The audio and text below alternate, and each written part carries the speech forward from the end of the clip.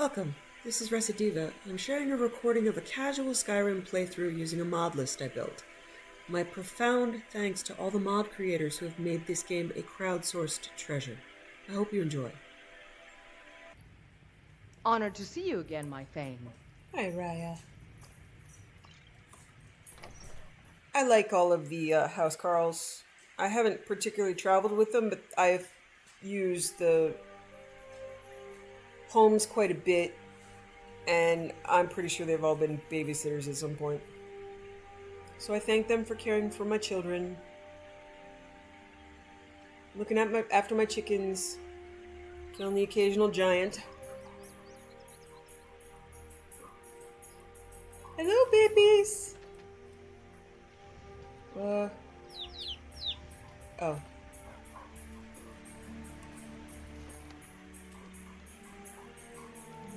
Alright,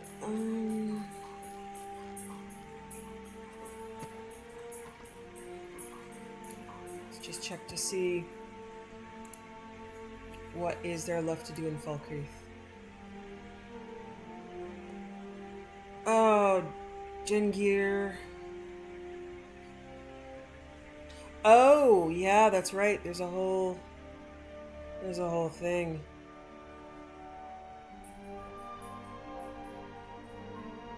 Okay, Dengir and alright. Alright, one Daedric Prince at a time. I forgot Falkreath had two. You're doing a fine job.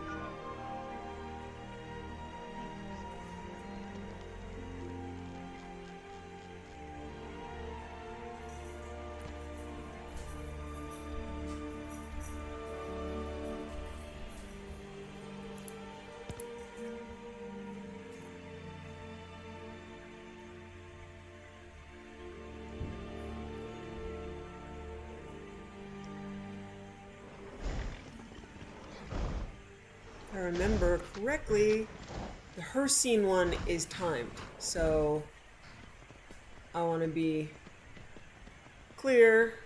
Oh, I love those waves. Yeah. Clear on when I start it and when I finish it, and I don't want Barbas with me, so I'm going to I'm glad to be wandering the wilds with you. do Clavicus's rueful axe first.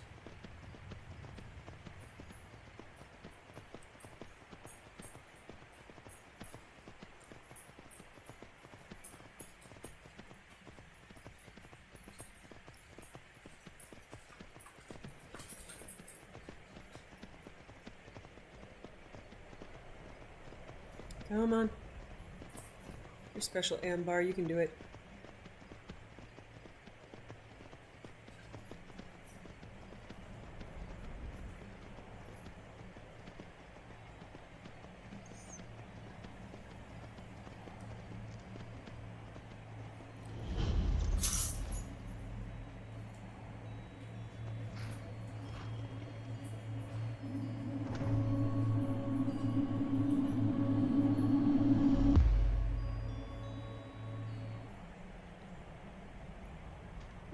Oh, hey, don't knock me up. What the fuck? Dude, I don't like you. See? You almost knocked me off. This is why I hate having so many companions. Oh, that's the castle. It's Castle Volkahar. What the hell is that?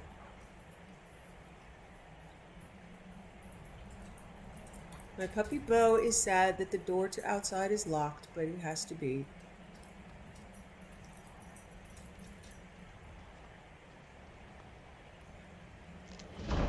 I'll unlock it in about an hour. Oh, yeah, I jumped too far, didn't I? Yeah, I did. Good job. Alright, looks like the approach is from over here. Let's see if I can get back up there.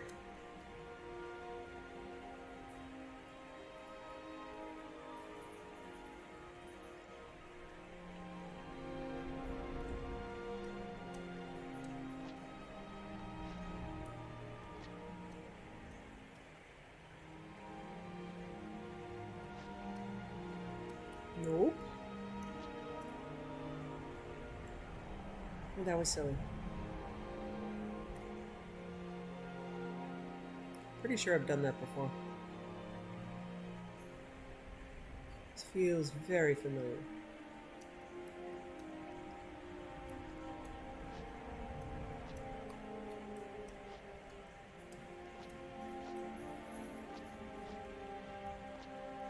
Okay. Okay.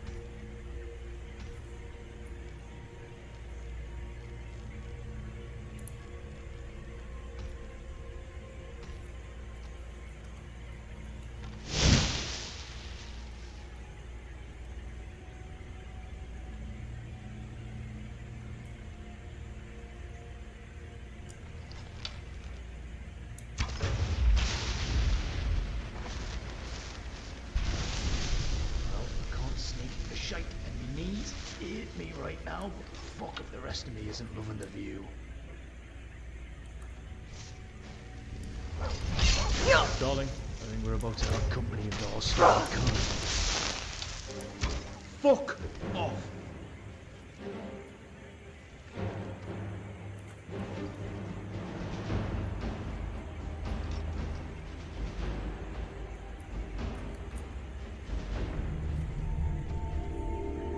Oh, very small cave. Box! Vile murdered his worshippers by using their own wishes against them. Pure evil, that is. Not surprising coming from a Deirdre. But No, not surprising. what sort of a man murders his own daughter? That's just despicable. This deal is getting worse as we go.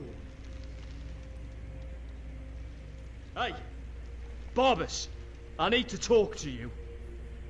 We need to be prepared. What other tricks is your master planning? Yeah? Yeah? He's not gonna tell us.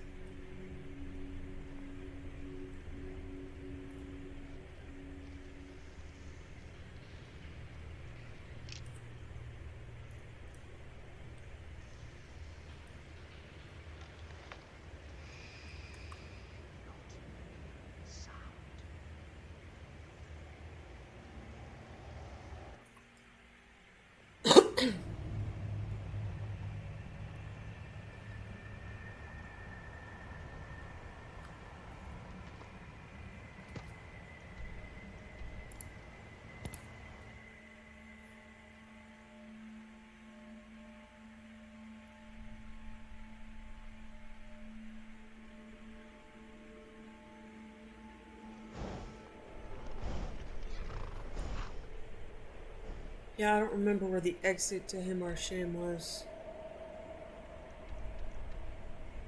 I don't know if we can go back in that way, but we can exit that way. We're just gonna have to run through the whole place again.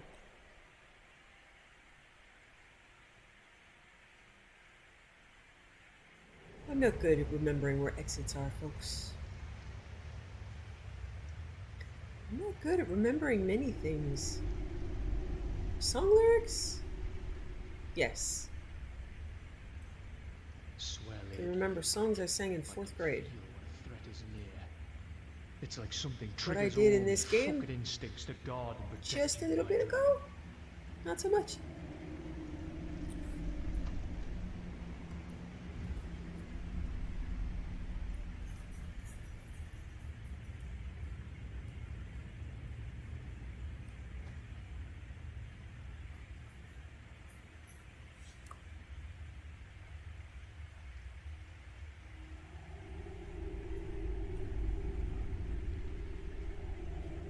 What was that? Ooh, I missed books. Ah, he's wearing the pirate outfit.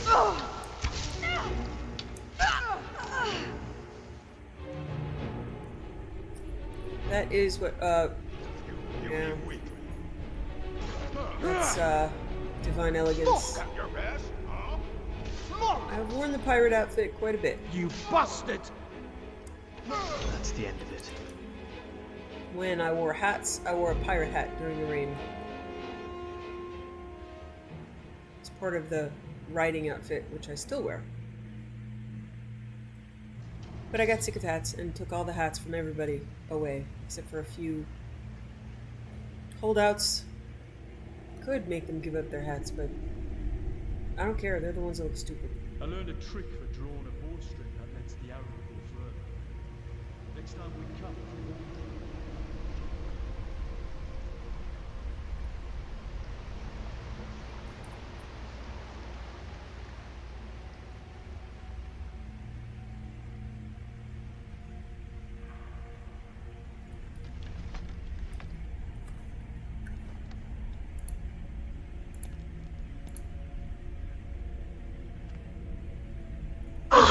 You've got the axe! And my dog! Splendid! We're back. Now, fulfill your end of the bargain. And since it's a Jabadra, I will add, please. Excellent work! A hero and his faithful companion retrieving the ancient artifact for the prince. It's almost storybook. Ah, but it almost seems a shame to give a weapon like that away, doesn't it? I suppose I could be persuaded to let you keep it. Don't care. But only if you use the axe to kill Barbas. Simple as that. No deal. Take the axe and take back Barbas. Huh. You're no fun at all. Oh no. Guess I'll have to make my own fun elsewhere. And with the pup back, I'll be restored to my full power. There's a whole world just waiting for me!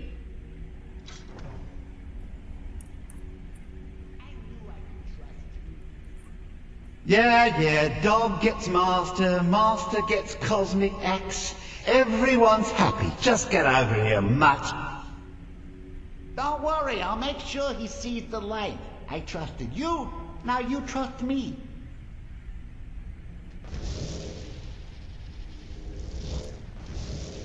Ah, that feels so much better. You forget how nice supreme power feels until you've been stuck in a cave for a few years. Even if you clear them out. It's a shame you wished for something so dull as me taking back the mutt. Quite the lack of imagination on your part. Yes, I'm known for my lack of A imagination. lack of ambition like that really ought So to be smart. punished. Perhaps by turning you into a worm, or maybe a few decades of... Oh, fine. Have my boon and be done with it. I've got more interesting deals to make anyway.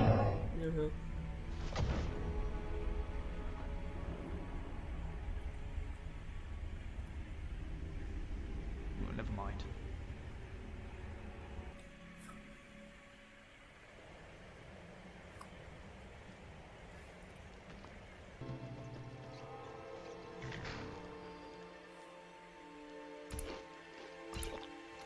Late night.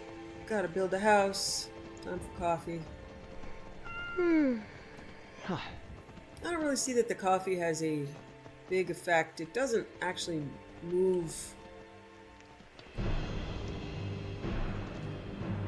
your oh, I went the wrong way.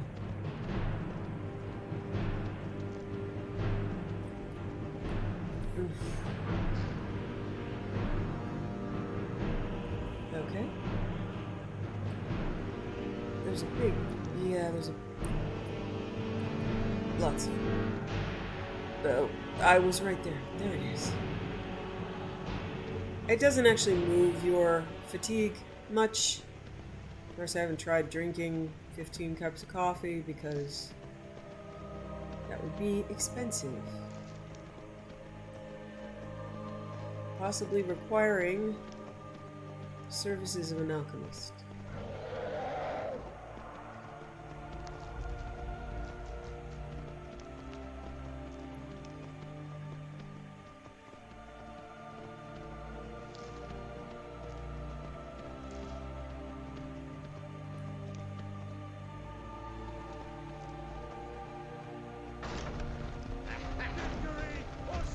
so much easier to rub when you're dead.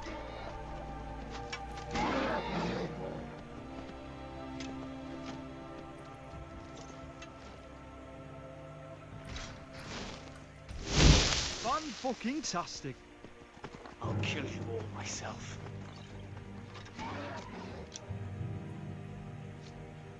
Victory or Sovngarde!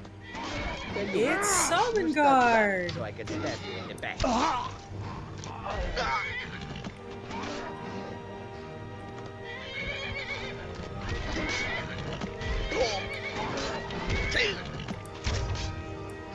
Mercy!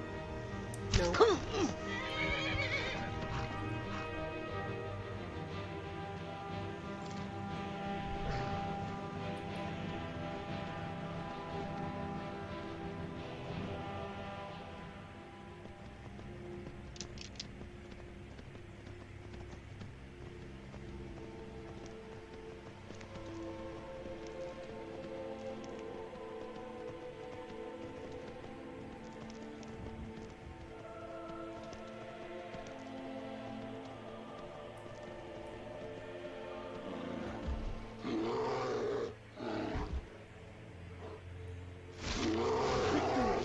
Or Sovngarde!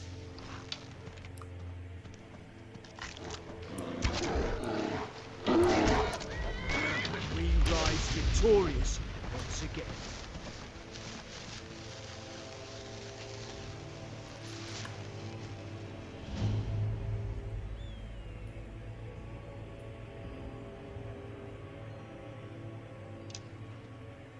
Nothing compares to the wilds of Skyrim.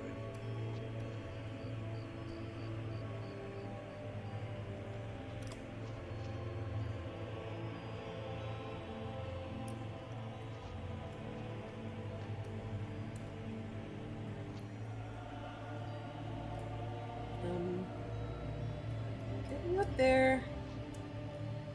Okay.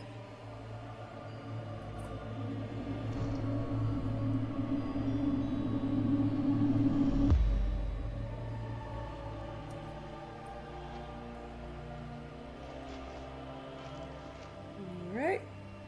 I will spare you guys the building process, and I'll show it to you once it's all done.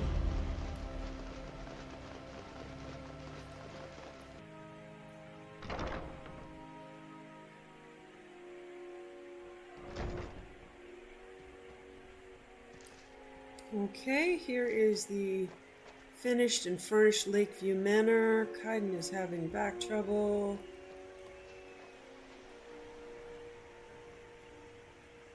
Turdas. Sounds like turd arse, doesn't it? Lovely arbor back here for more planting. Nice pool.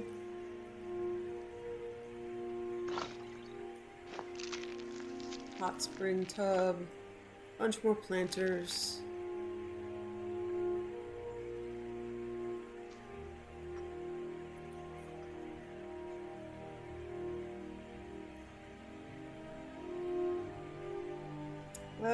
It looks exactly like Avant Gardens here. But I don't see...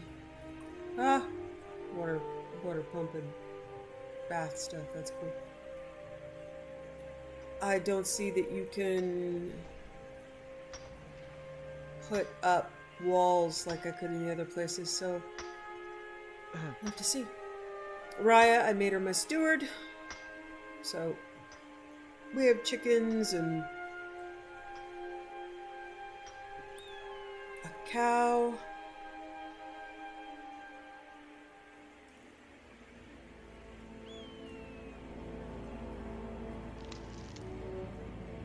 Enchanting.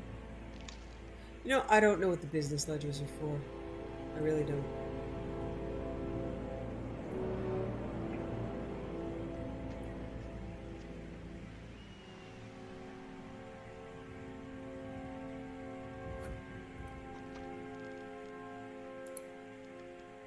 Chords of Madness, Volume 9. Ramina's tale.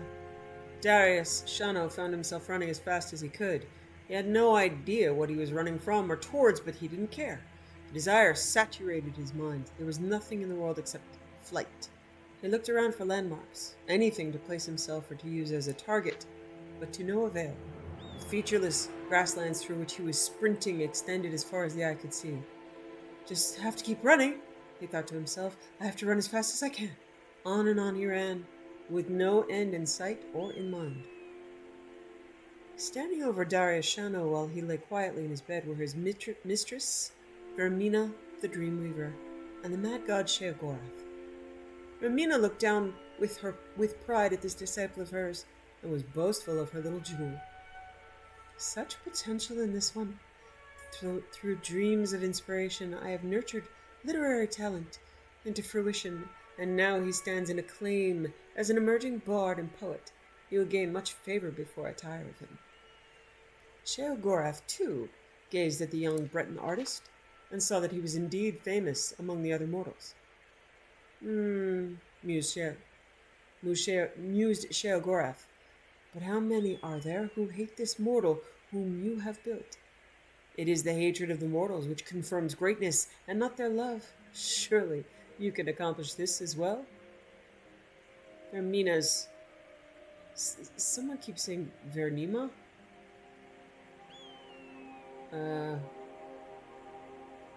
Okay, it's Vernima in this book. I'm pretty sure it's Vermina, though. I could be wrong, though. We know how good my memory is. Vernima's eyes narrowed. Yes, the mortals are indeed often foolish and petty, and it is true that many of their most bold have been despised. Do not worry, mad one, for I have the power to achieve many forms of greatness with this one, hatred among them. Perhaps, Dreamweaver, it would be amusing to show who has this power. Inspire foolish, arrogant hatred of this mortal for 10 years, and then I will do the same. We shall see whose talents are most efficient, free of aid or interference from any of the Daedra. At this, she relaxed into confident pleasure. The mad god is indeed powerful, but this task is suited to my skills. The mortals are repulsed by madness, but rarely think it worthy of hate. I shall take pleasure in revealing this to you as I bring the more subtle horrors out of this mortal subconscious. And so, on the 19th year of his life, the dreams Darius Shano had been experiencing began to change. Fear had always been part of the night for him, but now there was something else. Darkness began to creep into his slumber, a darkness that sucked away all feeling and color, leaving only emptiness behind. When this happened, he opened his mouth to scream, but found that the darkness had taken his voice as well. All he had was the terror and the void, and each night they filled him with a new understanding of death. Yet, when he woke, there was no fear, for he had faith that his lady had a purpose. Indeed, one night, Vermina herself emerged from the void. She leaned in close to whisper into his ear, "Watch carefully, my beloved." With that, she pulled the void away, and for hours each night she would reveal to Darius the most horrible perversions of nature. Men being skinned and eaten alive by other men, unimaginable beasts of many limbs and mouths, entire populations being burned. Their screams filled his every evening. In time, these visions gnawed at his soul, and his work began to take on the character of his nightmares. The images revealed to him at night were reproduced on the page, and the terrible cruelty and horrible vice that his work contained both revolted and fascinated the public. They reveled in their disgust over every detail. There were those who openly enjoyed his shocking material, and his popularity among some only fed the hatred of those who found him abhorrent. This continued for several years, while the infamy of Darius grew steadily. Then, in his 29th year, without warning, the dreams and nightmares ceased. Darius felt a weight lifted as he no longer endured the nightly tortures, but he was confused. "What have I done to displease my mistress?" he wondered aloud. "Why has she abandoned me?" Vermina never answered his prayers. No one ever answered, and the restless dreams faded away to leave Darius in long, deep sleeps. Interest in the work of Darius Shano waned. His prose became stale, and his ideas failed to provoke the shock and outrage they once had. As the memory of his notoriety and of his terrible dreams faded, questions that raced in his mind eventually produced resentment against Vermina, his former mistress. Resentment grew into hatred. From hatred came ridicule, and over time ridicule became disbelief. Slowly it became obvious. Vermina had never spoken to him at all. His dreams were simply the product of a sick mind that had righted itself. He had been deceived by his own subconscious, and the anger and shame overwhelmed him. The man who once conversed with a deity drifted steadily into heresy. In time, all the bitterness, doubt, and sacrilege focused in Darius a creative philosophy that was threaded throughout all of his subsequent work. He challenged the gods themselves, as well as the infantile public and corrupt state for worshipping them. He mocked them all with perverse caricatures, sparing no one and giving no quarter. He challenged the gods in public to strike him down if they existed, and ridiculed them when no such comeuppance was delivered. To all of this, the people reacted with outrage far greater than they had shown his previous work. His early career had offended only sensibilities, but now he was striking directly at the heart of his people. I'm gonna check. Vermina. Yeah, it is Vermina. It's misspelled here. I just want to make sure that I'm not missing like a twin sister or something. His body of work grew in size and intensity. Temples, nobles, and commoners were all targets of his scorn. Finally, at age 39, Darius wrote a piece entitled The Noblest Fool, ridiculing the Emperor God Tiber Septim for integrating into the pathetic Nine Divines cult.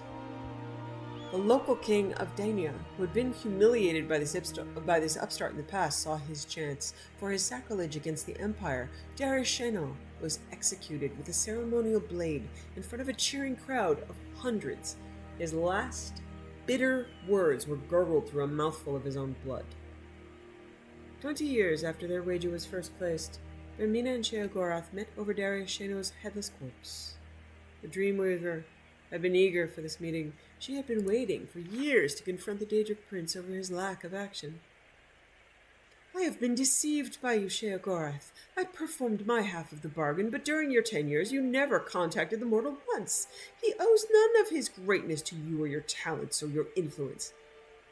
Nonsense, croaked the mad god. I was with him all along. When your time ended and mine began, your whispers in his ear were replaced with silence. I severed his link to that from which he found the most comfort and meaning, and withheld the very attention the creature so desperately craved. Without his mistress, this man's character could ripen under resentment and hatred. Now his bitterness is total and overcome by a madness fueled by his rage. He feeds me in my realm as an eternal servant. Sheogorath turned and spoke to the empty space by his side. Indeed, Darius Shano was a glorious mortal, despised by his own people, his kings, and even by the gods he mocked. For my success, I shall accept 80 followers of Vermina into my service, and the dreamers will awaken as madmen. And thus did Sheogorath teach Vermina that without madness, there are no dreams, and no creation. Vermina will never forget this lesson.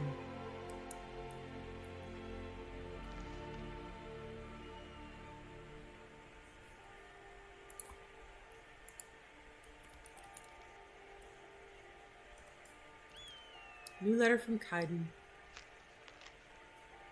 Saleya, you've been ill a few times now. I get worried when that happens and we're away from a city. Can't find a healer. I usually have a few of these potions on me, but I'd feel better if you were carrying one as well. Kai. Oh, it's true. I have gotten diseased. Letter from Erwin. Dear brother, are you well? I heard this terrible rumor that you died. You always said I'd be the one to kill you. That wasn't very nice of you to break a promise to your only sister. Unless there's another sister you didn't tell me about. So now you're not only dead, but you're a liar too. Anyway, I know you love to read, so I'll keep this short. Let me know if you're not dead, so I can come over and hug you with my knife. Oh, I don't know what that's from, but it's certainly evocative. Worked up a sweat this armor.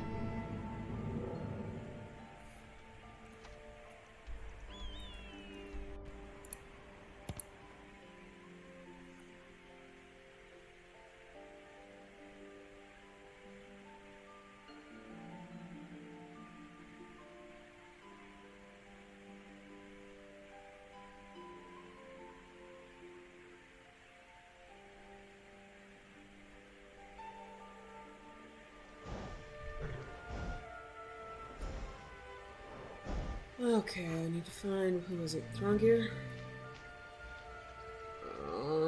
He might be in here. Or in his house. Or wandering the streets. One never can tell with a Throngir. Welcome. If Let me that know if is you want really his anything. name. I think I got a clean mug around Bad here gear. somewhere. Yes? No? Rongor? You're not as dumb as you look. Thank you.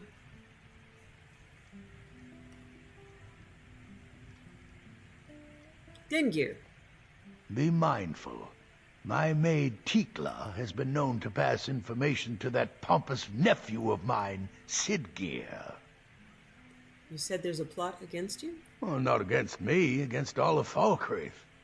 Those Imperial bastards are spying on every one of us.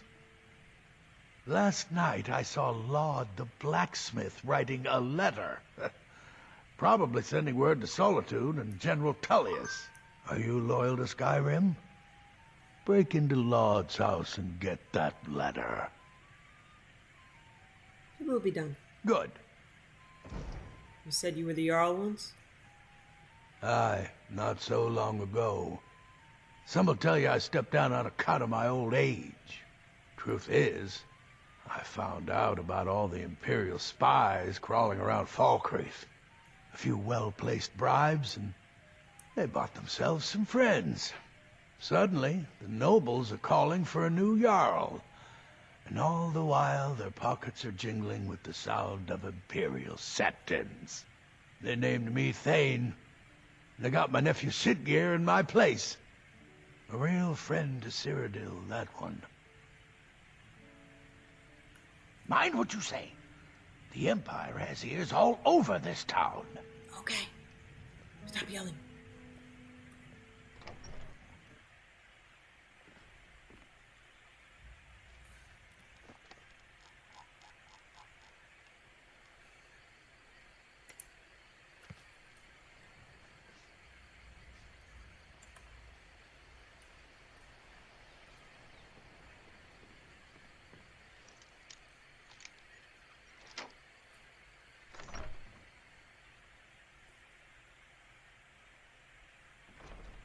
Look, I'm not stealthy. I can't see anything here, except your arse in the way. I'm sorry.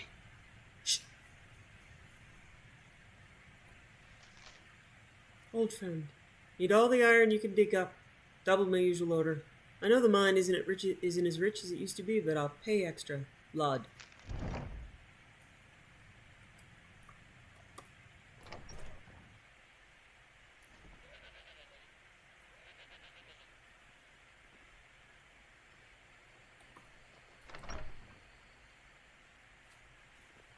Come on in. Let me know if you need anything, or take a seat by the fire and I'll send someone over. Enemies and ears, both are everywhere. Here's Lod's letter. What's this, some kind of code? Need as much iron ore as you can dig up? Well, he's not spying, but it's clear the Empire's making Laud smith up more swords and armor for them. Good work. Take this. What exactly do you need from me? You may have seen the open grave in our graveyard. Most of the townsfolk think it's the work of a corpse thief. The truth is less pleasant. It was the grave of Vigar, my own ancestor, dead for centuries now. He is also a vampire. My family is entrusted with keeping him buried. But recently, someone stole the ward stone, and Vigar escaped. And you want me to find the ward stone? No, it's too late for the ward stone. Vigar must be destroyed. If this gets out, my family will suffer great shame. I will see that Vigar is destroyed. Good. He will have fled to gather others of his kind. Mind what you say. The Empire has ears all over this town. Seems like a really stupid idea to bury a vampire when you can just turn them into dust, Let's you have know? a drink, or eat something. That's the face I fell in love with. Hey, sweetheart. How about we stop for now? About time we stopped for a drink. Here, I've got something for you too. Thank you. Yes, darling. Any thoughts? Not much. Feeling pretty at ease. How are you feeling, my love? Alright. Here, have a drink on me. Ah, nice one. Enough drinking, we've got to go. Do we have to? Sorry.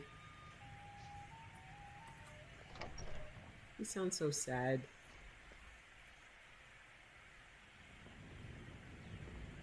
You're going to have the men around here wrapped around your finger in no time. Ugh.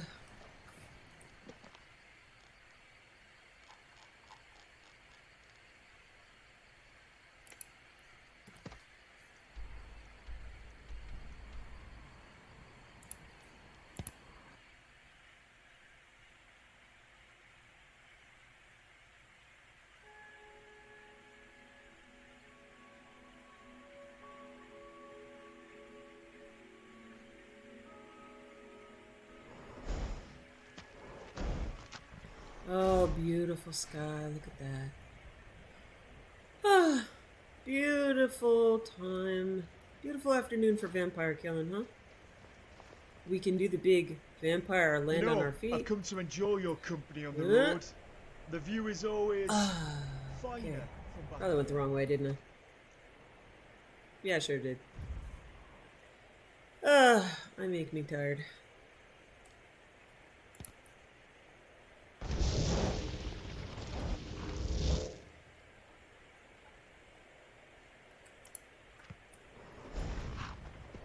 Yeah, for some reason, the Legacy of the Dragonborn Latoria quest, when it's done, auto-selects itself, turns on miscellaneous, and messes up my map with its marker. I think I've only got one quest there, and nope, suddenly I'm on the way to Solitude. That's you.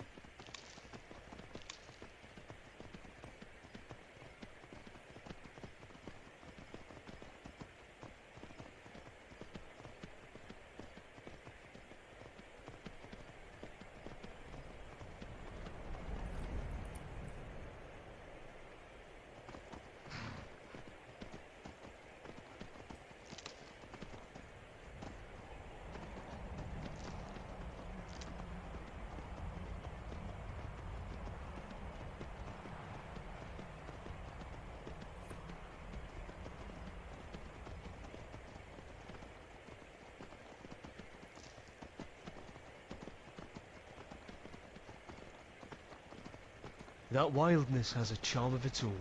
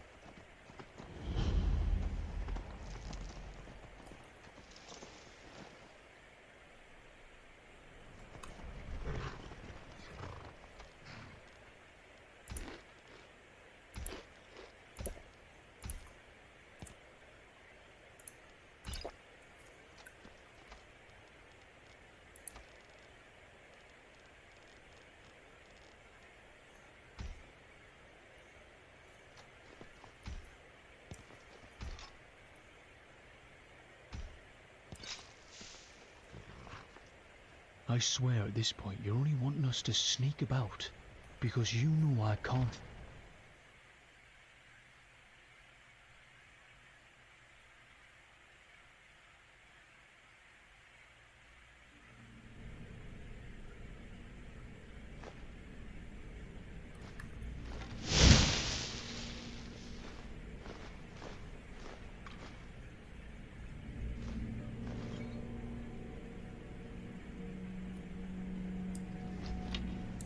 Someone there? That Come on! It's time to do what we do best, Dragonborn! No!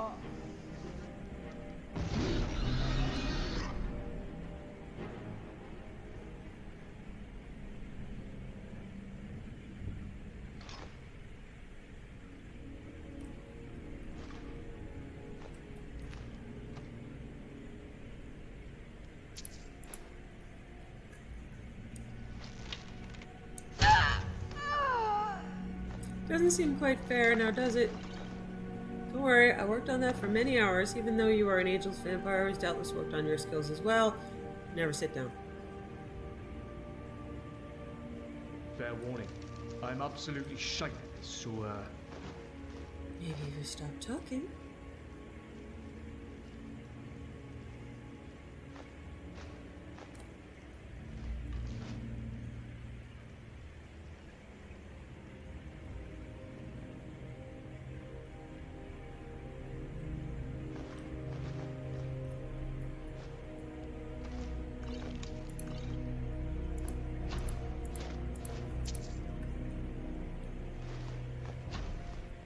Nothing fledglings. Ooh, this is a rich fledgling. Are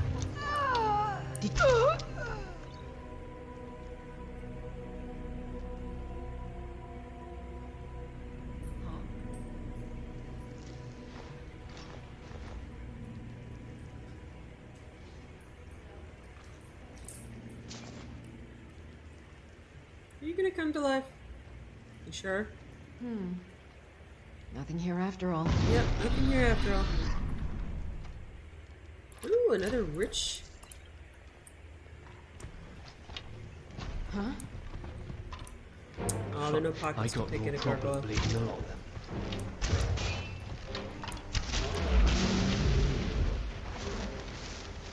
Rip them to shreds. I swear to fuck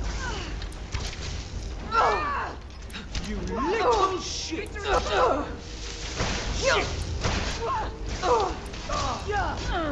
Just leave me again, and I will knock them out. Shit. Are you alright then, Dragon? Hardly you jumped out of my chest that fight. I don't know what I'd fucking do if I ever lost you. Thank you, Kaidan. I know I pick on you for not being able to sneak, but it's not your fault.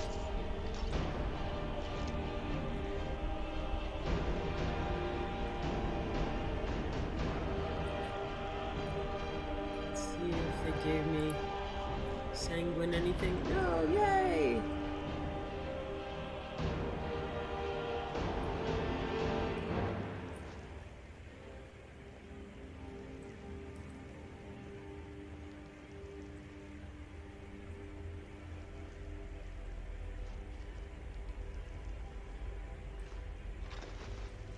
The fuck was that noise? Vampires.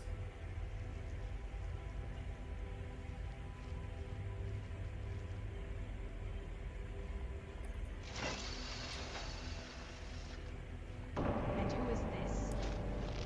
It is no matter. This fool will be the next act of the show. What was that?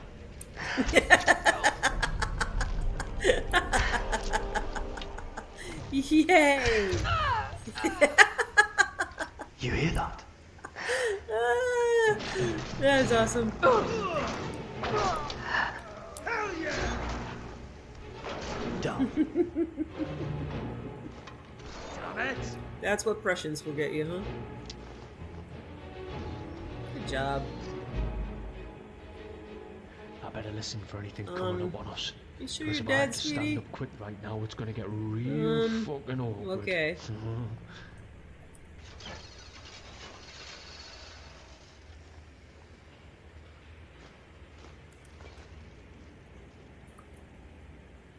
Nice chair. I like your chair, man. Ancient vampire head.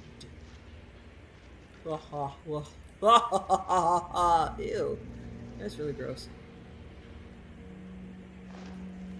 And back to Vignar we go, or whatever his name is.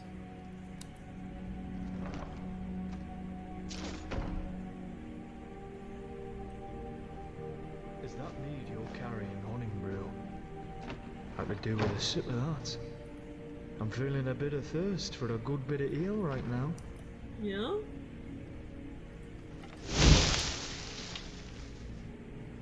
What? Nothing?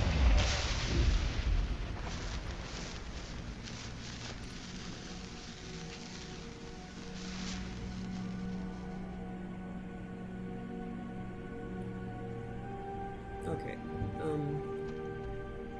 Was that the way out?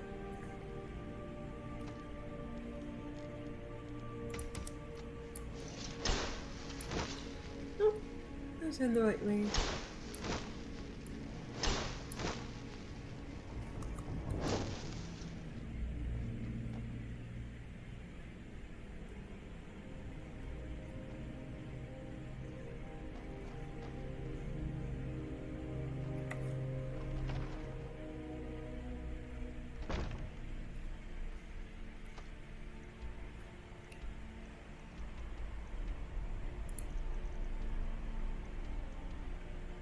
Oh my god.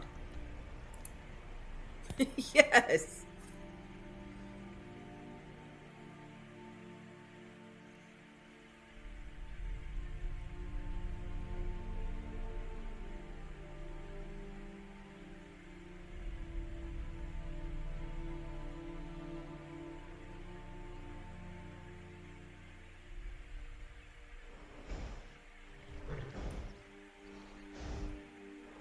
Get him!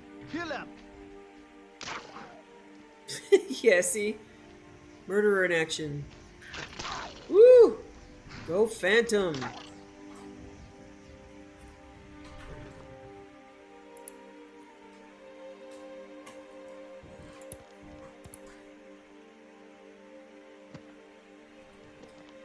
Vegetables and mushrooms in Korean barbecue sauce. About to be. Yeah.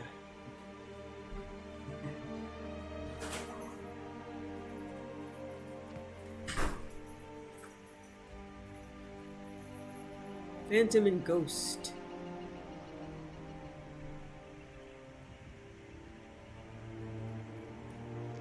A sad time.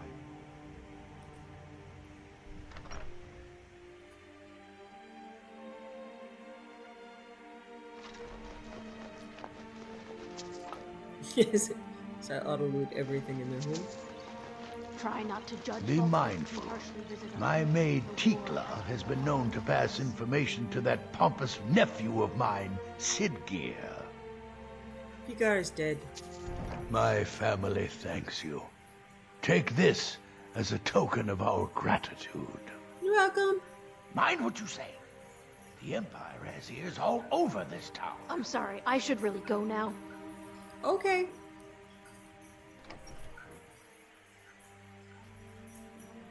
You have the Jarl's confidence, friend. Thank you. Where are my baby chicks?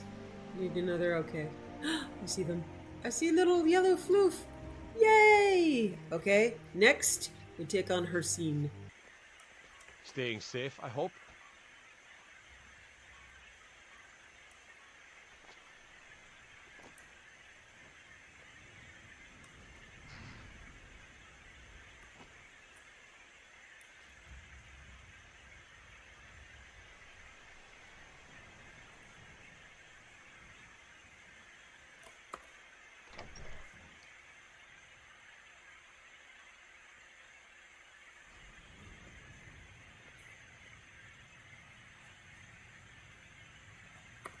Kust is responsible for the cemetery here in Falkreath. I take care of the shrine. You're a priest of Arche? I am. I came into Arche's light after the Great War. So many died by my hands, my magics. I'm fortunate that Kust and the people of Falkreath have come to accept me as one of their own. Could you do an old elf a favor? I misplaced my journal in a cave I was exploring. I'll pay for its return. I'll do it. Blessing of Arche to you for your help. That journal means a lot to me, if you find it.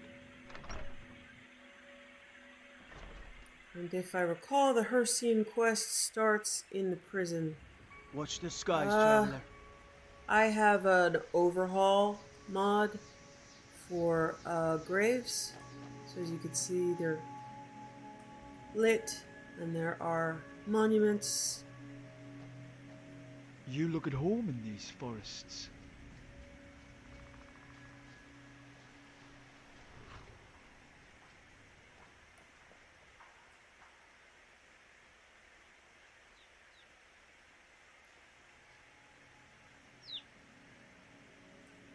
I grew up hearing songs about Aldi the bear. She wrestled us.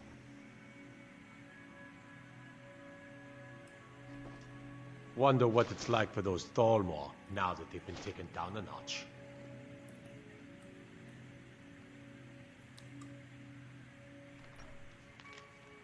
Bounty, by order of Sigir, to all able-bodied men and women of Falkreath, a wanted bandit has been hiding in the forest south of Sunderstorm Gorge, posing as a hunter. Rumor has it that he's accompanied by a fearsome wolf. A reward will be offered to any who kills him. Ninya. Guard dossier, Azrael. Status, active, capture or kill, high priority. Description, male, high elf, age unknown. Background, a member of the Crimson Dirks, a notorious group of bandits and marauders originally based in Cyrodiil. Little is known about the target, although some intelligence suggests he was often used as an information gatherer for the bandits. Operational notes. It was originally thought that an Altmer, sorry, I kind of read that as AI timer. Okay, Altmer might attempt to blend into wealthier circles, but according to our informant, he's done the opposite. He's stripped his armor and gone native, hunting game in the forest south of Sunderstone Gorge. He should still be considered dangerous, however, and it would be wise to put up a bounty when his identity is confirmed.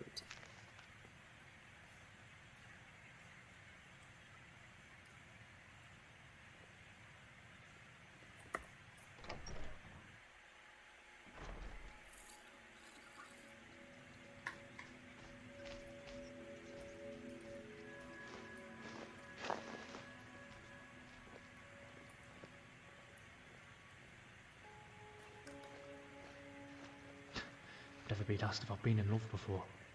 Why is he in water? I realise whatever this is, it's bigger than anything I've felt before. Huh. Why won't he talk to me? Come on, man. Come on. I have to talk to the guard. They say that I trust the days found you well, Thane. Yeah?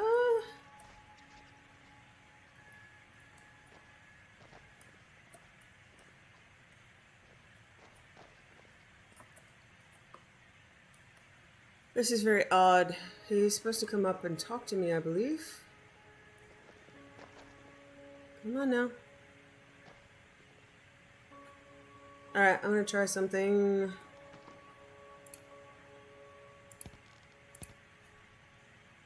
Clip through, see if he'll talk to me.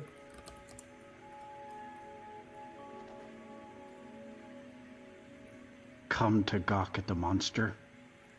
Why are you imprisoned here? A little girl is dead because of me. Believe me, it wasn't anything I ever intended to do. I just lost control. I tried to tell them, but none of them believed me. It's all on account of this blasted ring. What ring? This is the ring of Hersing.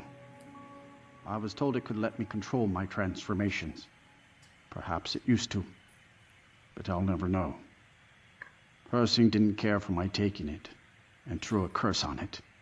I put it on, and the changes just came to me. I could never guess when. It would be at the worst times. Like with the little girl. What kind of transformations? I don't suppose there's a point in keeping the secret if I'm going to die in here anyway. I'm sure you've heard of men who shift to beasts under the influence of the moons. I am one of them. A werewolf. It's my secret and my shame. It's not really a secret, That's why I is wanted the ring. It was said to give men like me control. Now, I may look like a man, but I still feel the animal inside of me as strong as ever. Who is Hersing? Do you not know the Daedric Lord of the Hunt? He revels in the chase, and also gave the gift of lycanthropy to mortals. A powerful force not to be crossed, as I learned too late. Why did this make you attack the girl? I had just come into Falkreath. They needed some help work in the mill, and I thought that would be something safe, something I could do. When I saw the little girl, I could feel it coming on. I could taste it. I needed to hunt, but this pitiful, limited body wasn't meant for hunting. Slow, no claws, weak, mashing teeth for chewing cud. I held in my rage as long as I could, but it boiled inside of me. She looked so fragile, helpless prey, and then I feel terrible about what happened, about what I did. It would probably be best for everyone if I just went away. What will you do now? I've been looking for a way to appease Hersing. There is a certain beast in these lands, large, majestic. It's said that Hersing will commune with whoever slays it. I tracked it into these woods, but then I had my accident with the child. I want to beg his forgiveness, give him back the ring. But while I'm stuck in here, the beast wanders free. I'll take the ring to Hersing. Oh my. You would do this for me? Here, take it. I don't want anything to do with this wretched thing anymore. Seek out the beast. He wanders these woods. Bring him down and... well, the Lord of the Hunt should smile on you. I wish you luck, but you leave here while I still have my skin. Should our paths cross again, I will remember your kindness. Farewell. Ulfric thinks the war's on lock. He thinks he has sheep to flock. Raids in his mane. More infamy than fear, but really...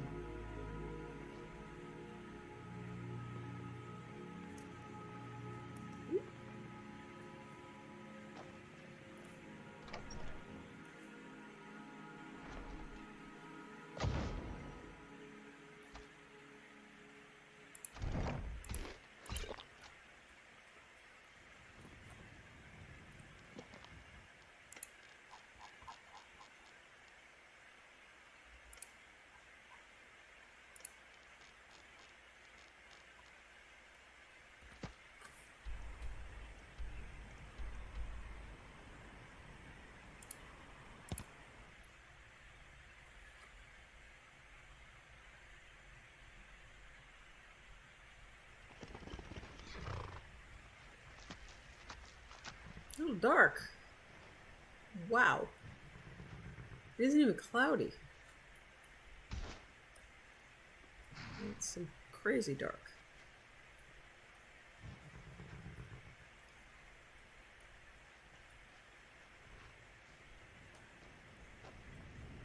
Well, it sounds like it was an accident. And he appears remorseful.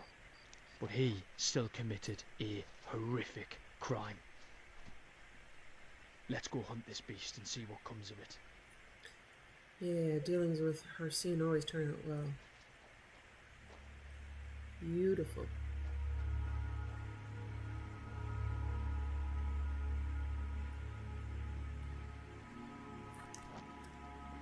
Nothing compares to the wilds of Skyrim.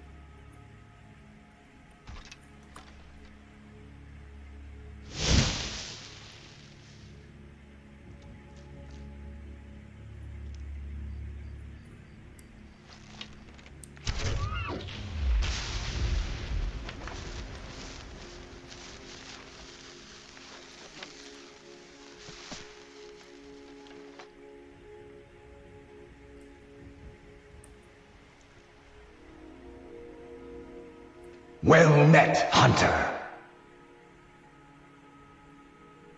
Are you Hersing? I am the spirit of the hunt. Just one glimpse of the glorious stalker that your kind calls Hersing. What would you ask of me? Your fealty is precious to me. I will make good use of it. Well, that's happening. You bear my ring. The one who stole it has fled to what he thinks is his sanctuary.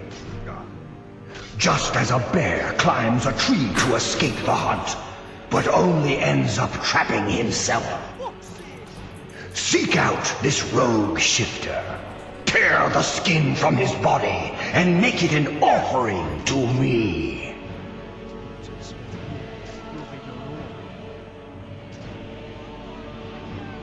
Interesting. It shall be done as you ask. Fly, my hunter. There are others who vie for my favor. A bit of competition. Don't dally while the prey flees.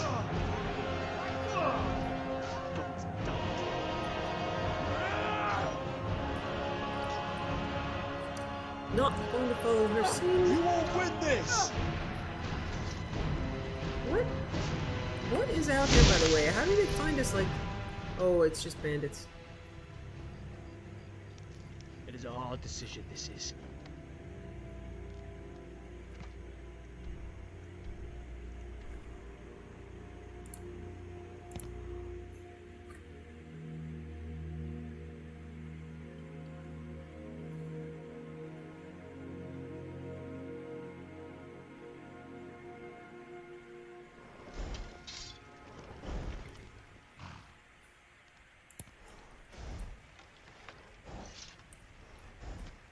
As I mentioned earlier, this quest is timed.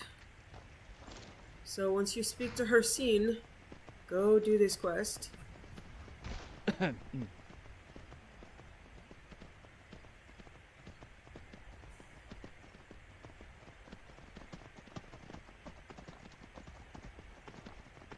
don't think I remember what happens if you fail to do it quickly.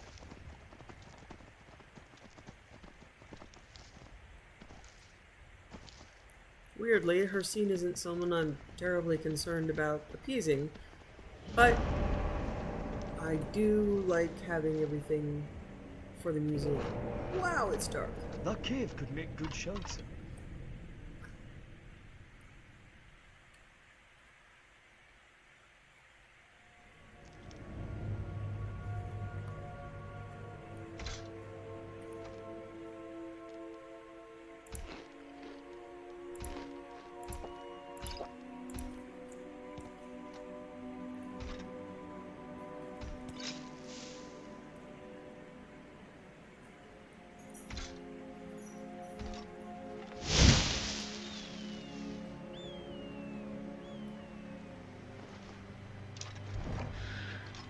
Shit. Did it again. Focus, Kaidan. Gotta look out for danger, not stare at the horse in front of you for crying out loud. Has the blood moon called you, fellow hunter? What happened here? The prey is strong, stronger than the hunters. But more will come. Bring him down for the glories of Lord Hircine.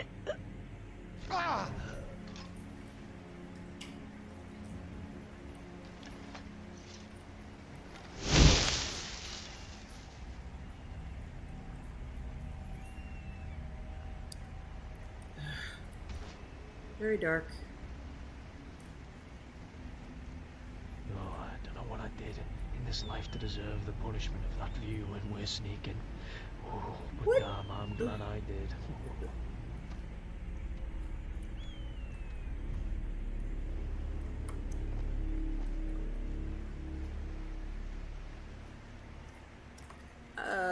Huh.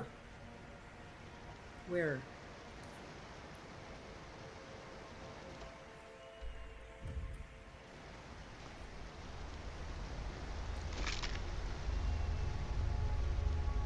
Oh my god. Okay.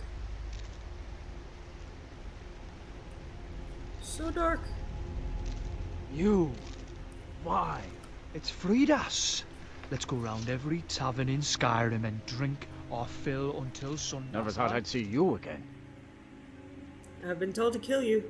And I would deserve it, wouldn't I? Yeah. I can't stop you if that's what you want to do. Hersing is too powerful. But if you spare me, I can be a powerful ally to you. And I would promise to never return to civilized life. I know now that I can't live among people. I cannot defy her scene. You have to die. So be it. See ya. See ya.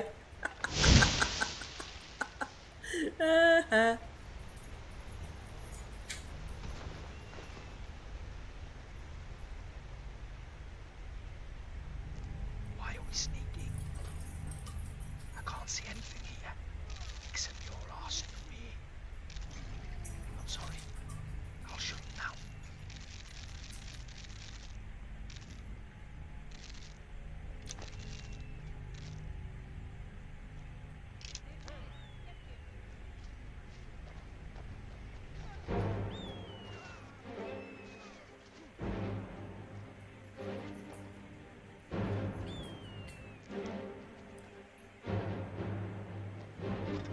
Need to move closer the next fight. Those bandits last time got too fucking near. Heart's still racing just thinking about it. Too bad we can't actually see the blood moon that was behind him. Ha! Found ya! Yeah! That's it you want! That's all you got! Done with that then.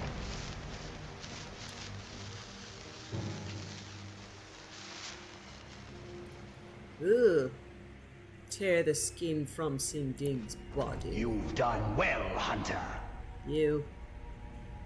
I did as you asked. And found my favor. That skin will serve you well, child. Look more closely at it. My glory shall protect you from all this world's grievances. Good hunting. Ugh. Savior's hide.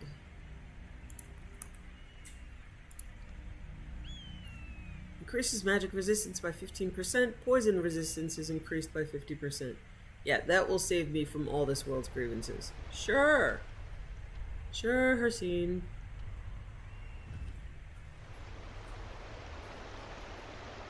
Doesn't say that this spot is cleared. Okay, now Runel.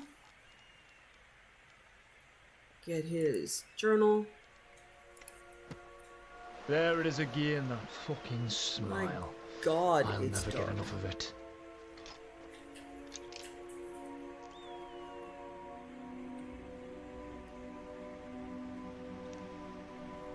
Well then.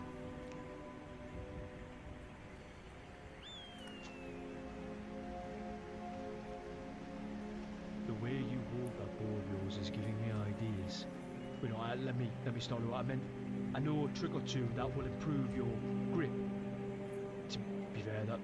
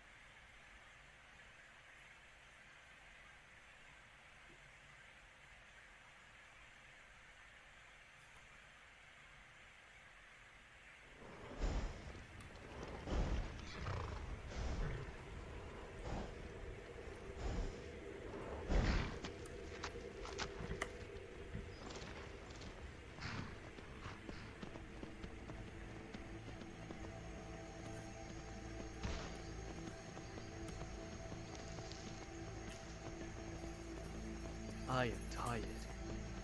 Yeah, we're getting sleepy. We'll finish this up and then head to the Legacy of the Dragonborn Museum.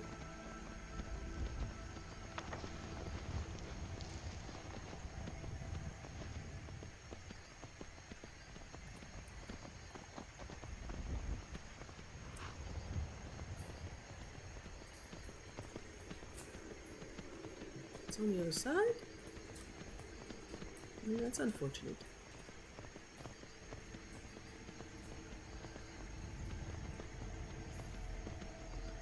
Oh my god, I hate I'm bloody mountains. knackered. I don't mind telling you that. I hate mountains. I mean, they're beautiful.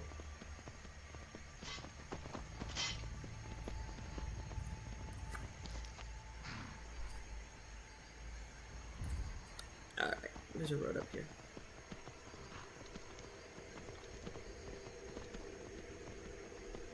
What was that? Thought I heard something. You will not walk away alive when my blade is unsheathed. Okay, yeah, Kaidan, okay.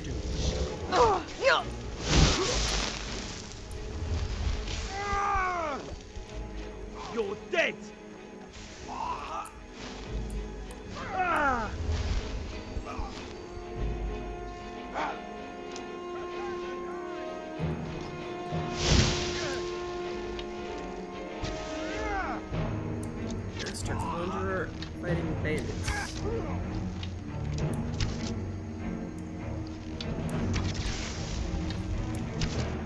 bloody did it!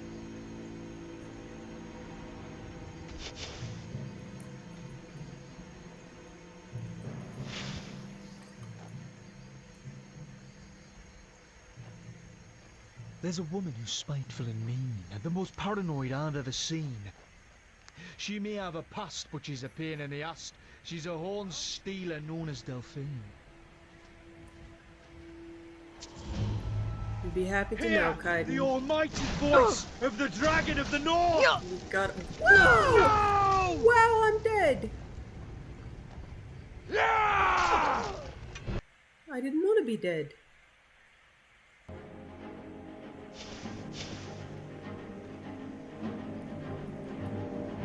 Okay, thankfully, I saved really close to here. Go me. How the fuck am I supposed to draw my sword from one of those like this? Higher levels, especially One of against these days I'm gonna casters. cut I something need, off myself, I need more magic resistance, no doubt. Getting hit by a two-handed hammer wasn't fun either.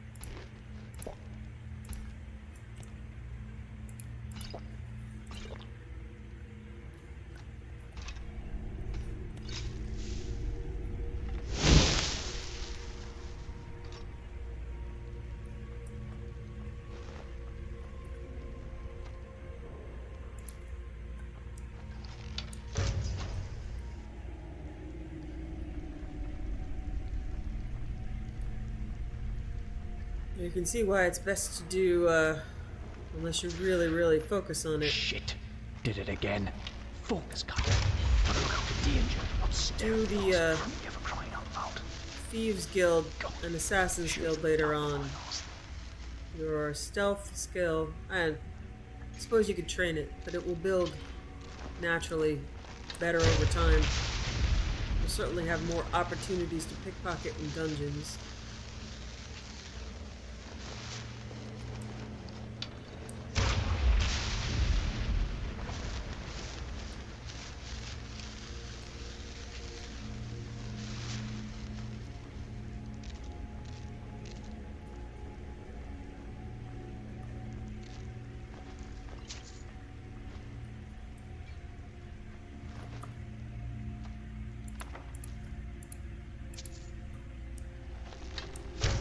Come on! And so it begins.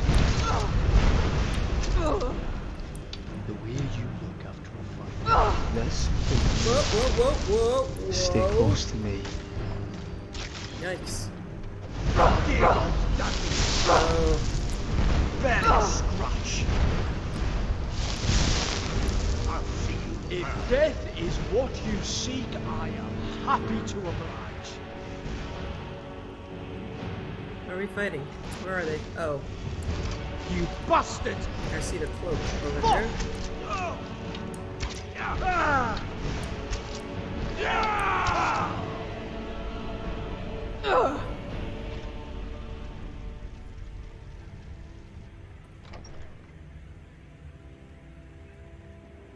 You're a phantom to be feared.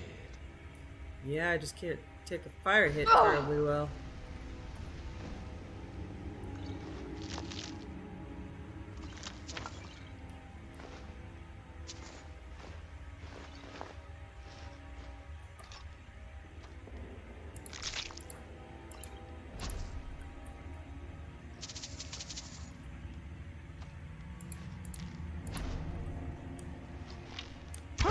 What was that?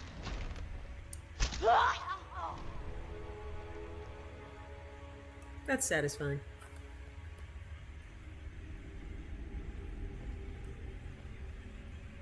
I might need to throw some training points at light armor.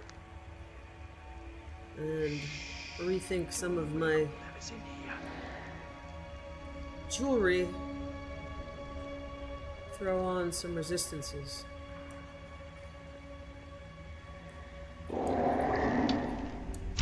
We should have seen this coming.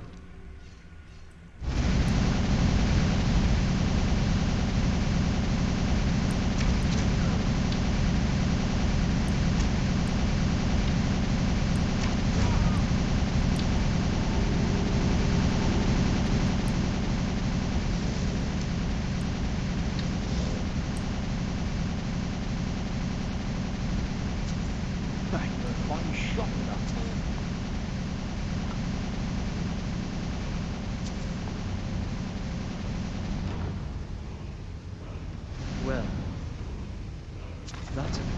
Okay, we've got Runel's journal. Runel's journal. Reminds me of a 30 Rock joke where one of the characters was in a movie called The Rural Juror, and it was just hard to say. The Rural Juror. Runel's journal.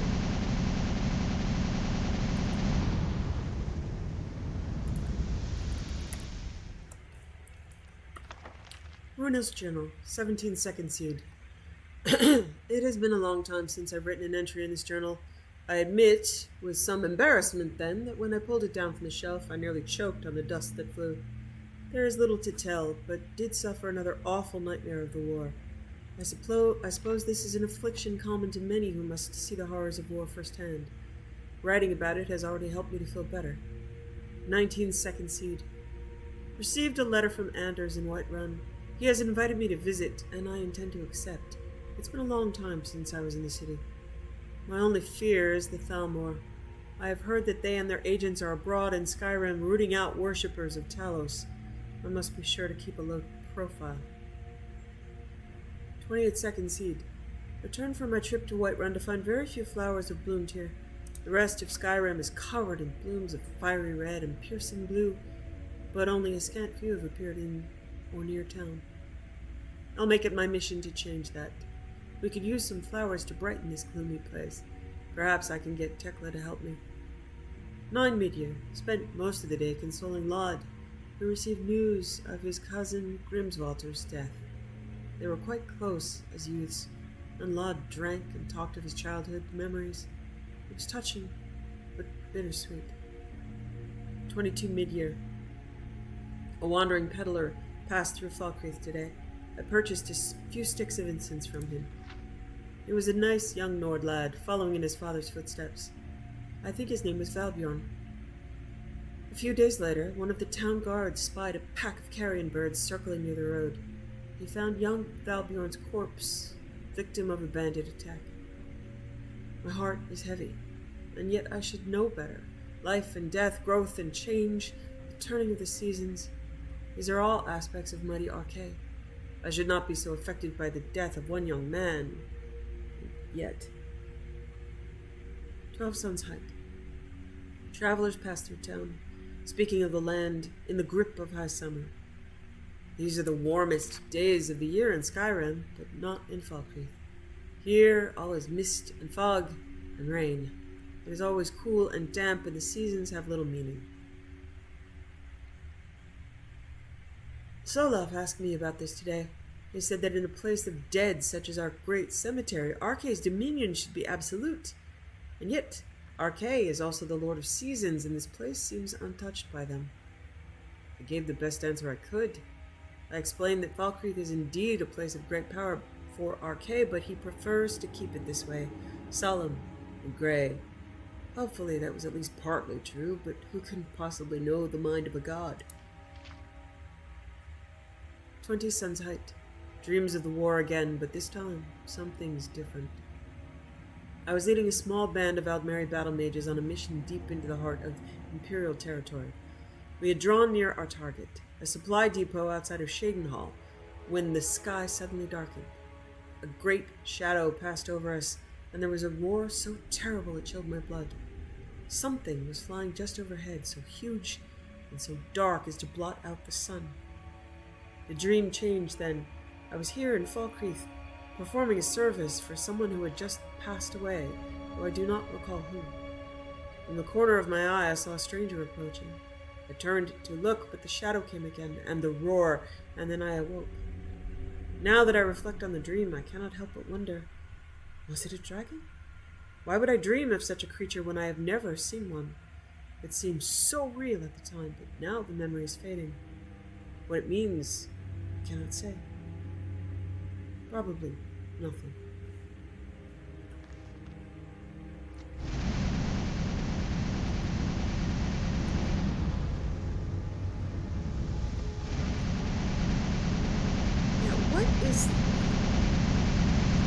I don't even know what's happening there. I think I'm going to take those seeker things out. They just have these weird deaths. Triggers all fucking instincts that guard and protect you. They look cool, but there's some weird corpse effects. It's not a good sound effect either.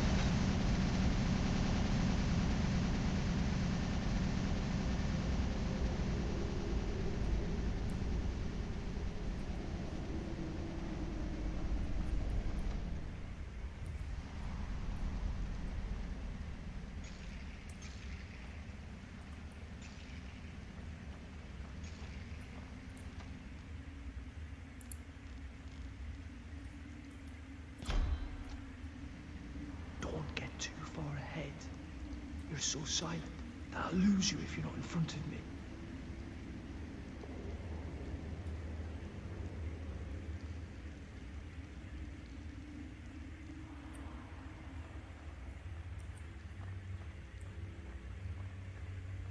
I think that's it for Falkreath.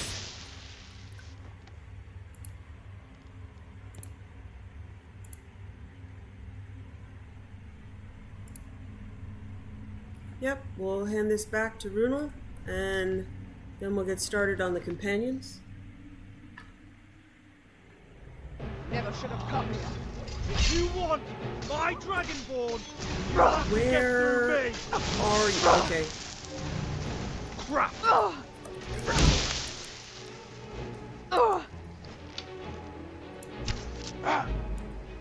Do you want some more? I hit my baby. Oh, and here's the Crimson Dirk NPC. Come on.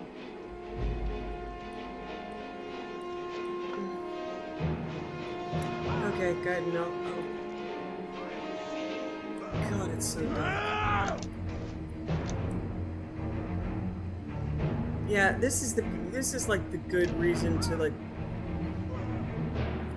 I don't even know where you guys are. Okay. But I find it a bit thrilling to Alright, watch. I just have to look where Know what I mean? Kaidan was. Yeah, that. It bores me, thinks. Oh my god. Another good reason again for survival. Not doing this thing at night. Azrael's journal.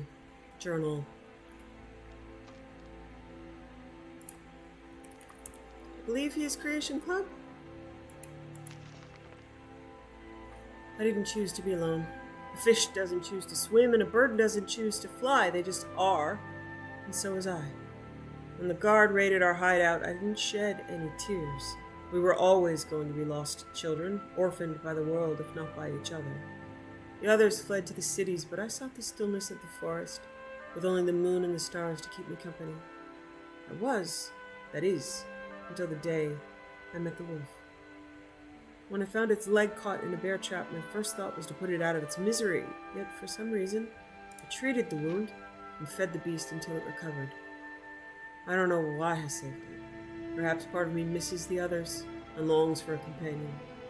I'm no stranger to solitude. I've spent years relying on no one save myself. But it seems at the end of the day, I'm still that boy at the orphanage, parked at the windowsill, staring out into an empty street.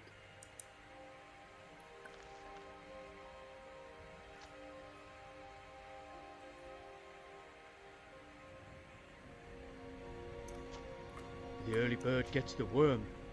Or worm. Or dragon. Whatever.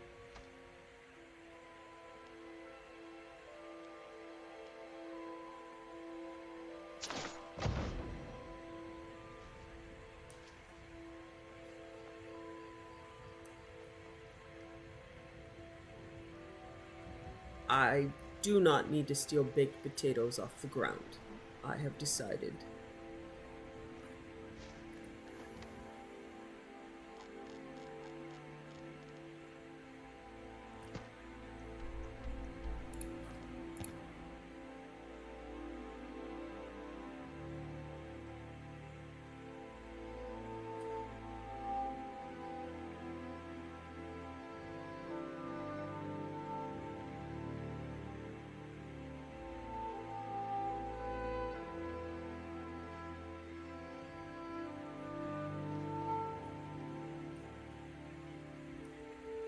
Need something?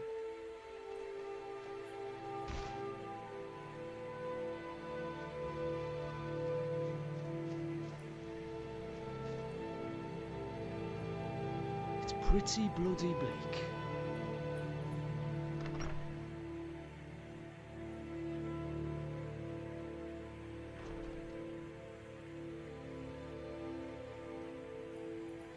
Kust is responsible for the cemetery here in Falkreath. I take care of the shrine. I have your journal. Thank you. It's a collection of regrets that I try not to forget. Here, I promised you this. Life is far too short, my friend. Don't waste it. I agree.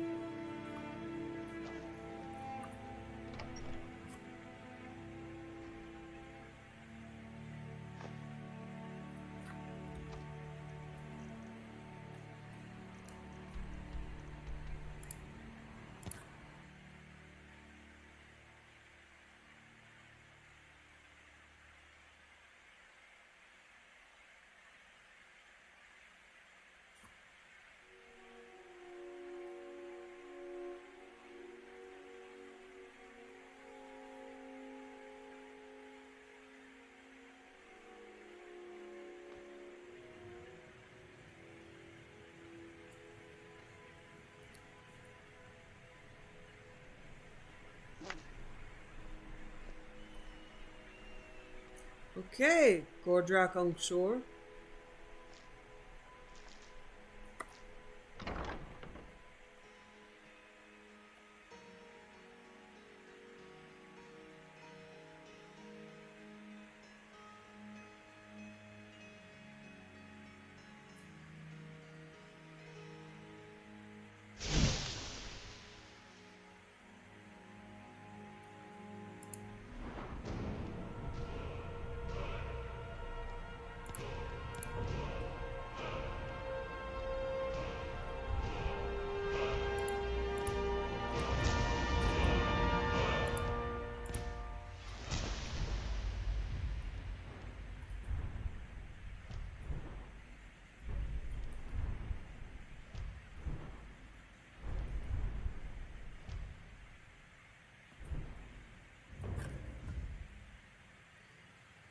If you'll notice, the textures are different in the museum now. I did go back and experiment and discovered that even though I really love the textures of I think it's called Extravagant Legacy. Ah, it's nice to be warm again. It was the cause of the floor not functioning in the safe house. So although it looks a little bit duller in here, the floors won't be haunted quite so much. And I will be able to get to the guild house from the safe house. I'm a little sad. But yes, they did say, I thought it was just going to change textures, but obviously the safe house has changed, so the locations of the textures has changed. What are you planning to do with that moon sugar? Cook some elsewhere fondue? That's my loss. Let's rest here. I'll find something to do. Let me know when you're ready to go. Dragonborn. Any thoughts? You're sure entertaining with those honeyed words. Feel free to weave me a story or sing me a song anytime.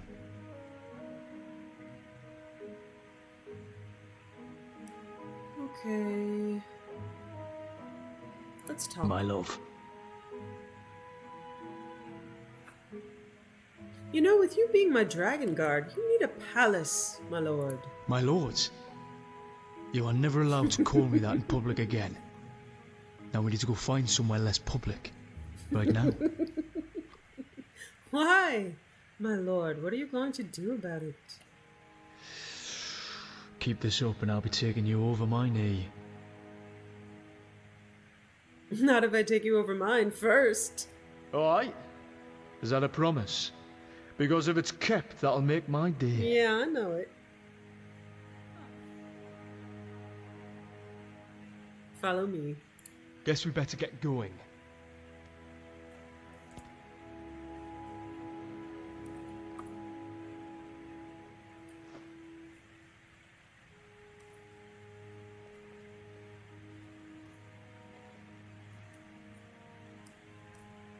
Well, there's something I'm going to... Come sit with me, my love.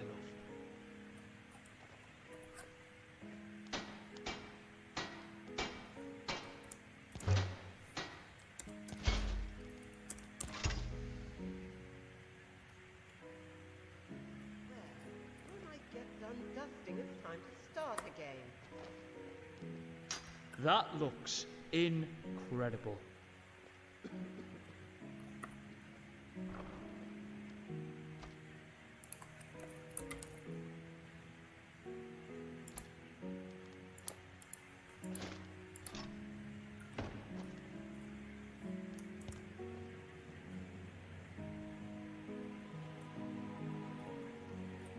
Oh, Orin's notes on the bloodworm helm.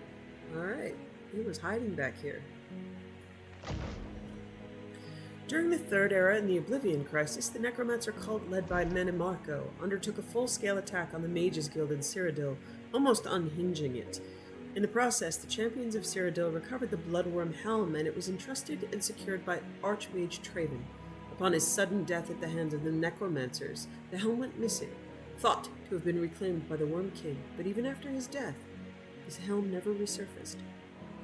It is rumored that a void in leadership amongst the Necromancers arose after Manimarco's death and caused the helm to change hands many times.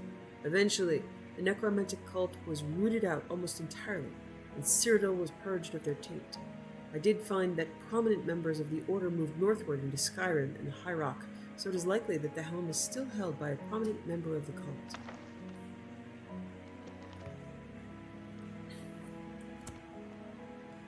I'm pretty sure I woke up. Having played Elder Scrolls Online, I did have some part in the downfall of Manimarco, of which I am proud.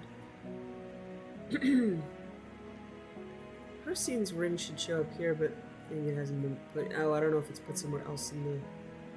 It is kind of base game. Trash around. Don't worry. Let's see different artifacts showing up.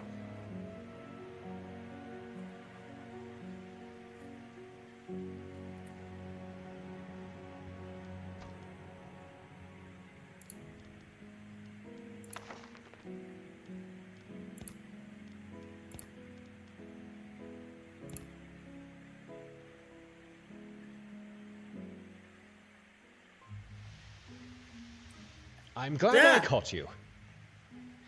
On a whim the other night, I felt like seeing what the winking skeever might have in the way of local wines.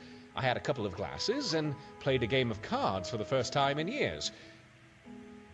Oddly, I managed to win something that turned out to be rather impressive. Feel free to utilize it if you like, or display it.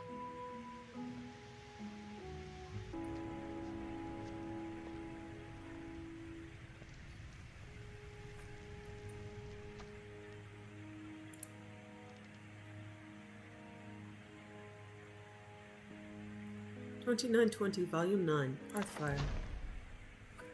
The Last Year of the First Era by Karlovac Townway. 2 Hearthfire, 2920, Gideon, Black Marsh. The Empress Tavia lay across her bed, a hot late summer wind she could not feel banging the shutters of her cell to and fro against the iron bars. Her throat felt like it was on fire, but still she sobbed uncontrollably, wringing her last tapestry in her hands. Her wailing echoed throughout the hollow halls of Castle Giovese, stopping maids in their washing and guards in their conversation. One of her women came up the narrow stairs to see her mistress, but her chief guard, Zook, stood at the doorway and shook his head. "She's just heard that her son is dead," he said quietly. 5 Hearthfire, 2920, the Imperial City, Cyrodiil. "Your Imperial Majesty," said the potentate Versidusai through the door. "You can open the door, I assure you, you're perfectly safe. No one wants to kill you." "Mara's blood!" came the Emperor Remon III's voice, muffled, hysterical, tinged with madness. "Someone assassinated the prince, and he was holding my shield. They could have thought he was me." "You're certainly correct, Your Imperial Majesty," replied the potentate, expunging any mocking qualities from his voice while his black, slitted eyes rolled contemptuously. "And we must find and punish the evildoer responsible for your son's death. But we cannot do it without you. You must be brave for your empire." There was no reply. "At the very least, come out and sign the order for Lady Rija's execution," called the potentate. "Let us dispose of the one traitor and assassin we know of." A brief pause, and then the sound of furniture scraping across the floor. Remon opened the door, just a crack, but the potentate could see his angry, fearful face and the terrible mound of ripped tissue that used to be his right eye. Despite the best healers in the Empire, it was still a ghastly souvenir of the Lady Rija's work in Thurzo Fortress. "Hand me the order," the Emperor snarled. "I'll sign it with pleasure." 6 Hearthfire, 2920, Gideon, Cyrodiil. The strange blue glow of the will-o'-the-wisp, a combination, so she'd been told, of swamp gas and spiritual energy, had always frightened Tavia as she looked out her window. Now it seemed strangely comforting. Beyond the bog lay the city of Gideon. It was funny, she thought, that she had never stepped foot in its streets, though she had watched it every day for 17 years. "Can you think of anything I've forgotten?" she asked, turning to look back on the loyal Kothringi Suk. "I know exactly what to do," he said simply. He seemed to smile, but the Empress realized that it was only her own face reflected in his silvery skin. She was smiling, and she didn't even realize it. "Make sure you aren't followed," she warned. "I don't want my husband to know where my gold's been hiding all these years. And do take your share of it. You've been a good friend." The Empress Tavia stepped forward and dropped from sight into the mists. Zook replaced the bars on the tower window and threw a blanket over some pillows on her bed. With any luck, they would not discover her body on the lawn until morning, at which time he hoped to be halfway to Morrowind. 9 Hearthfire, 2920, Phrygius, Hyra. The strange trees on all sides resembled knobby piles crowned with great bursts of reds, yellows, and oranges, like insect mounds caught fire. The Rothgarian mountains were fading into the misty afternoon. Turala marveled at the sight, so alien, so different from Morrowind, as she plodded the horse forward onto an open pasture. Behind her, head nodding against his chest, Cassir slept, cradling Basriel. For a moment, Turala considered jumping the low-painted fence that crossed the field, but she thought better of it. Let Cassir sleep for a few more hours before giving him the reins. As the horse passed into the field, Turala saw the small green house on the next hill, half hidden in forest. So picturesque was the image, she felt herself lull into a pleasant, half-sleeping state. A blast of a horn brought her back to reality with a shudder. Cassir opened his eyes. "Where are we?" he hissed.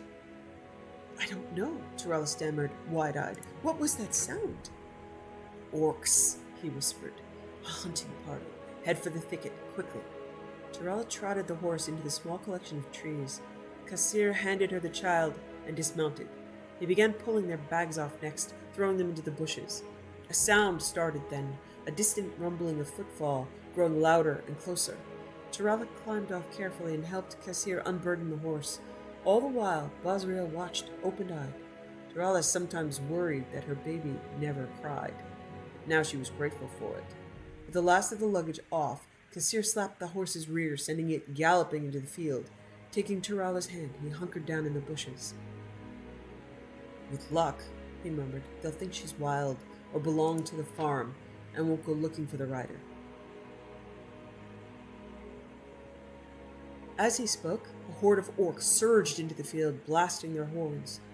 Tirala had seen orcs before, but never in such abundance, never with such bestial confidence.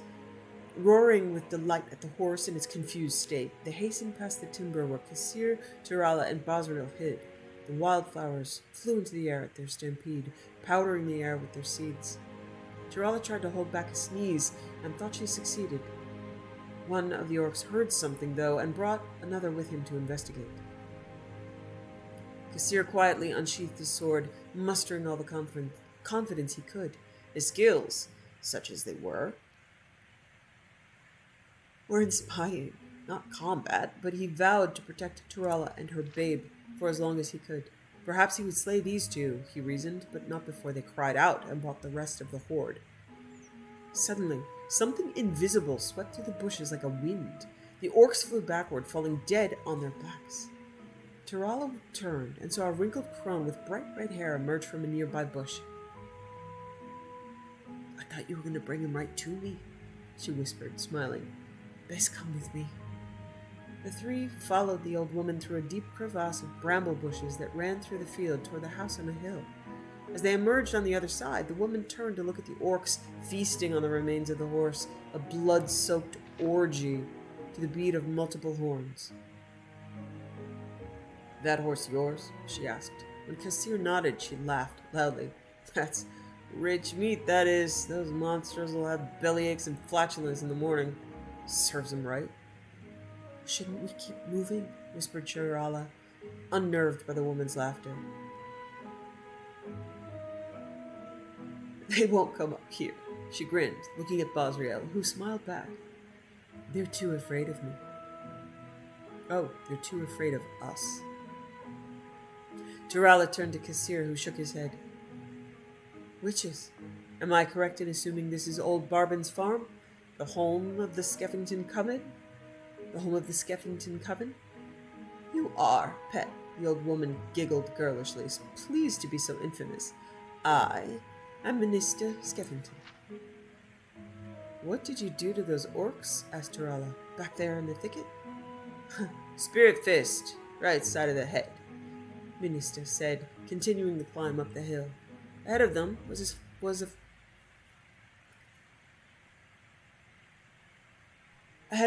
the farmhouse grounds, a well, a chicken coop, a pond, women of all ages doing chores, the laughter of children at play. The old woman turned and saw that Tirala did not understand. "Don't you have witches where you come from, child?" "None that I know of," she said.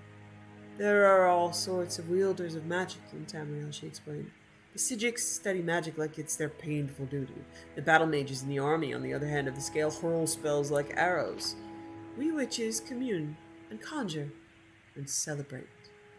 To fell those orcs, I merely whispered to the spirits of the air, Amaro, Pino, Talatha, the fingers of Kinnereth, and the breath of the world, with whom I have an intimate acquaintance, to smack those bastards dead.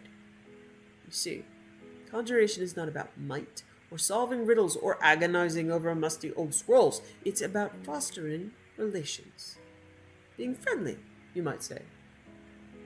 "Well, we certainly appreciate you being friendly with us," said Kassir. "As well you might," coughed Mistina. "Your kind destroyed the orc homeland 2,000 years ago.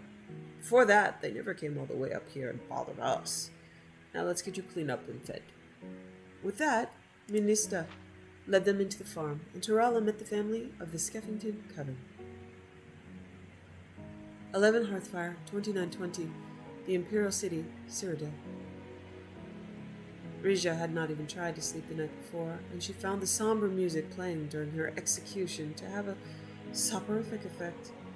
It was as if She was willing herself to be unconscious before the axe stroke.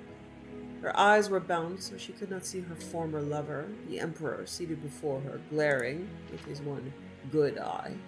She could not see the potentate Versidoshay, his coil neatly wrapped beneath him, a look of triumph on his golden face. She could feel, numbly, the executioner's hand touch her back to steady her. She flinched like a dreamer trying to awake.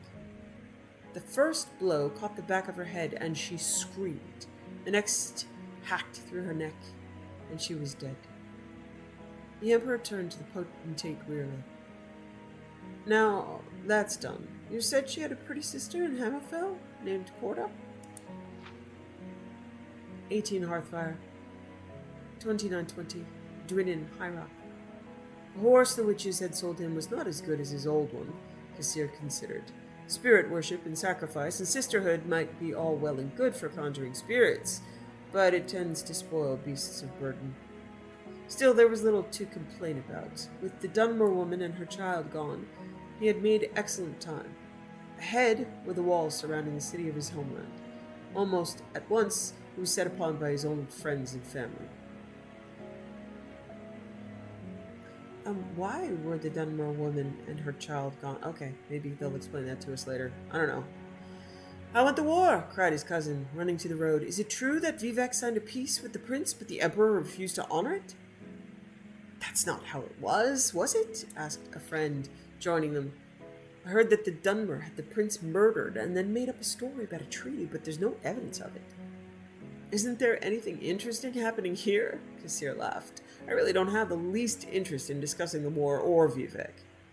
"You missed the procession of the Lady Corda," said his friend. "She came across the bay with full entourage and then east to the Imperial City." "But that's nothing. What was Vivek like?" asked his cousin eagerly. "He's supposed to be a living god." "If Sheogorath steps down and they need another god of madness, he'll do," said Kassir haughtily. "And the women?" asked the lad, who had only seen Dunmer ladies on very rare occasions. Kassir merely smiled.